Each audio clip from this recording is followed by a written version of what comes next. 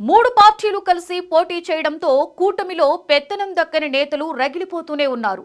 చాలా చోట్ల నేతల మధ్య విభేదాలు ఉన్నప్పటికీ కూడా చంద్రబాబు పవన్ మధ్య ఉన్న బలమైన బాండింగ్ వల్ల పార్టీలో నేతలెవరూ బయట పడడం లేదు. అయితే ఆ జిల్లాలో మాత్రం పూర్తిగా సీన్ రివర్స్ అన్నట్లుగా ఉంది పరిస్థితి. టీడీపీ ఎంపీకి అక్కడ ఎమ్మెల్యేలకు అస్సలు పడడం లేదట. అంతేకాదు ఆమె తీరు వలన నేతలు కొట్టుకు చచ్చే పరిస్థితి దాపరించిందట. తాజాగా జరిగిన దాడికి కూడా ఆ ఎంపీ వ్యవహార శైలే కారణమన్న టాక్ వినిపిస్తోంది. ఇంతకు ఎవరా ఎంపీ, ఏంటా కథ?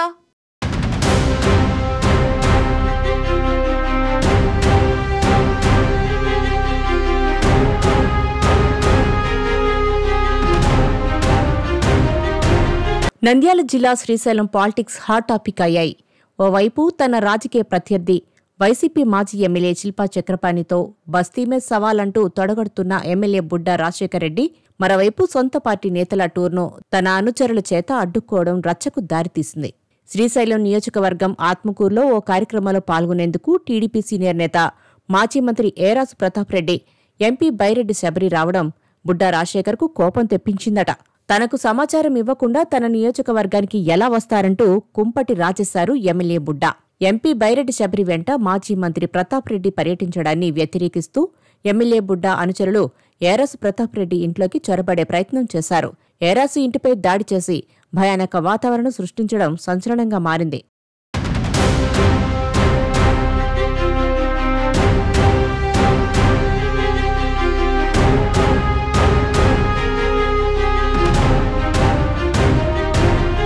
నంద్యాల ఎంపీ బైరెడ్డి శబరి, శ్రీశైలం ఎమ్మెల్యే బుడ్డా రాజశేఖర్ రెడ్డి, మాజీ మంత్రి ఏరాసు ప్రతాప్ రెడ్డి ఈ ముగ్గురూ ఇప్పుడు అధికార టీడీపీలోనే కొనసాగుతున్నారు.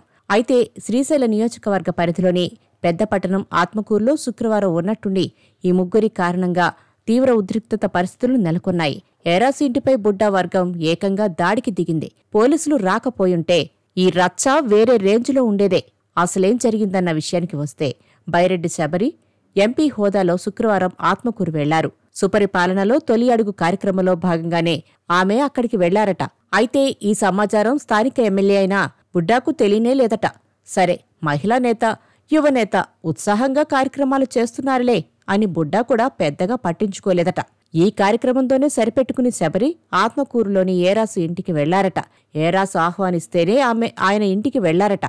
ఈ విషయం విన్నంతనే బుడ్డా వర్గం అగ్గిమీద గుగ్గిలమైంది. అప్పటికే ఏరాసు ఇంటి సమీపంలోకి వందల సంఖ్యలో బుడ్డా అనుచరులు చేరుకున్నారు.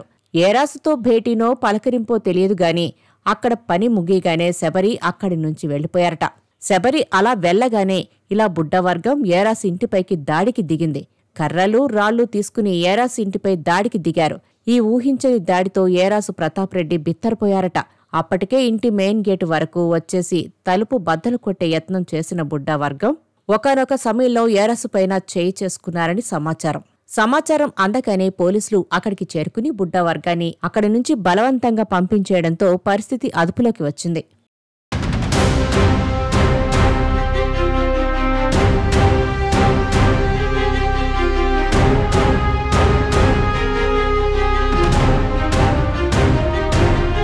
కూటమి పార్టీల మధ్య అన్ని చోట్ల అంతర్గతంగా కుమ్ములాట ఉన్నా పెద్దగా బయటకు కనిపించడం లేదు. అయితే ఇప్పుడు ఒకే పార్టీకి చెందిన నేతల మధ్య ఈ స్థాయిలో ఇంత గలాట ఎందుకు జరిగిందంటే గతంలో బుడ్డా, ఏరాసు ఫ్యామిలీలు రాజకీయంగా బద్ధ శత్రువులు. బుడ్డా టీడీపీలో ఉంటే ఏరాసు కాంగ్రెస్లో ఉండేవారు. దీంతో ఎన్నికలు వచ్చాయంటే ఆత్మకూరులో రణరంగమే కనిపించేది. మారిన రాజకీయ పరిస్థితిలో ఏరాసు టీడీపీలో చేరి శ్రీశైలాన్ని వదిలి పాణ్యం నియోజకవర్గం కేంద్రంగా రాజకీయాలు చేశారు. చాలా కాలంగా ఆయన పెద్దగా యాక్టివ్గా కూడా లేరు. తనకు ఎలాంటి సమాచారం ఇవ్వకుండా తన నియోజకవర్గంలో ప్రవేశించడమే కాకుండా గతంలో తనకు రాజకీయ ప్రత్యర్థిగా ఉన్న నేత ఇంటికి ఎంపీ ఎలా వెళ్తారన్న భావనతో బుడ్డా వర్గం ఈ దాడికి పాల్పడినట్టు రాజకీయ వర్గాల్లో ప్రచారం జరుగుతోంది.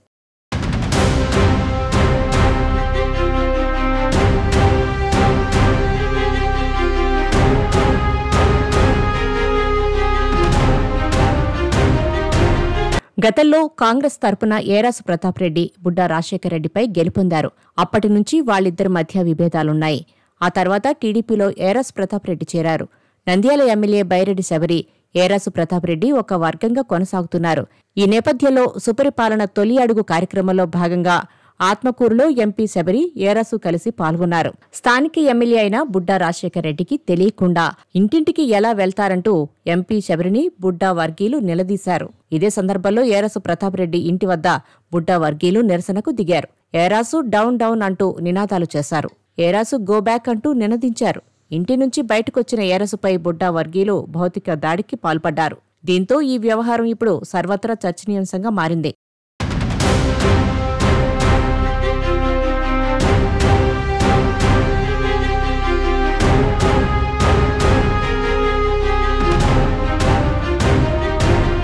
ముఖ్యంగా రాయలసీమ జిల్లాలో టీడీపీలో విభేదాలు బయటపడుతున్నాయి. గతం నుంచి పార్టీలో కొనసాగుతున్న వారికి కొత్తగా చేరుతున్న వారితో పొసగడం లేదు. దీంతో విభేదాలు వెలుగులోకి వస్తున్నాయి. నంద్యాల పార్లమెంటు స్థానం పరిధిలో 7 అసెంబ్లీ నియోజకవర్గాల్లో టీడీపీ అభ్యర్థులే విజయం సాధించారు. నంద్యాల, పాణ్యం, బనగానపల్లె, శ్రీశైలం, ఆలగడ్డ, డోన్, నందికొట్కూరు అసెంబ్లీ స్థానాలు ఉన్నాయి. అయితే ఇందులో నంద్యాల ఎమ్మెల్యే ఫరూక్తో మాత్రమే ఎంపీ శబరికి సత్సంబంధాలున్నాయి. మిగతా నియోజకవర్గాల్లో ఎమ్మెల్యేలతో ఆమెకు సఖ్యత లేదు. అయితే ఎంపీ శబరి తరచూ శ్రీశైలం నియోజకవర్గంలో పర్యటిస్తూ వచ్చారు. అక్కడ ఎమ్మెల్యే బుడ్డా రాజశేఖర్ రెడ్డిని ఆమె పెద్దగా లెక్క చేయడం లేదు. దీంతో అక్కడ ఎమ్మెల్యే వర్గీయులు ఆగ్రహంగా ఉన్నారు.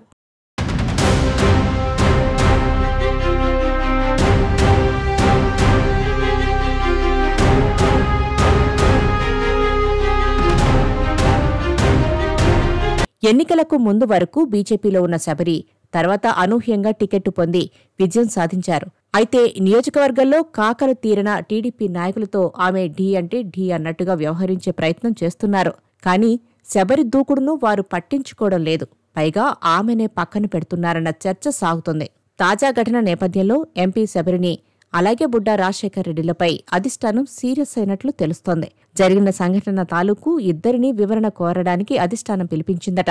మరి ఎప్పటికైనా పరిస్థితులు సద్దుమణుగుతాయా లేదా అన్నది తేలాల్సి ఉంది.